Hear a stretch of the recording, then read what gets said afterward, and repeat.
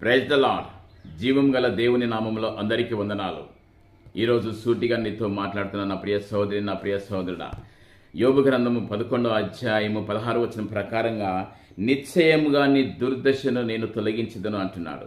నువ్వు ఎలాంటి పరిస్థితిలో ఉన్నావో, నువ్వు ఎటువంటి స్థితిలో ఉన్నావో, ఈ స్థితిలో ఉన్నానంటే, ఇంకా బ్రతికున్నానంటే నీ కృపా. నా ప్రియ సహోదరి సహోదరుడా, నువ్వు ఎలాంటి పరిస్థితిలో ఉన్నావో, ఎటువంటి దుర్దశలో ఉన్నావో, దేవుడు నిన్ను నిలవబెట్టబోతున్నాడు, నిన్ను లేవనెత్తబోతున్నాడు. నువ్వు ధైర్యంగా నీ పరిస్థితులను, దుర్దశలను పోరాడినట్టేది ఉంటే నువ్వు దేవుని సన్నిధిలో ఒక సాక్షిగా నిలబడబోతున్నావు. ధైర్యంగా పోరాడు, ఎదుర్కొనము. నిన్ను ఒక బలమైన సాధనగా దేవుడు తయారు చేస్తాడు. నిన్ను బంగారు కొలిమిలో నుంచి ఏ విధంగా తీసి శుద్ధిపరుస్తాడో ఆ విధంగా శుద్ధిపరిచి నీకు విజయం కలిగిస్తాడు. ఈ వాక్యం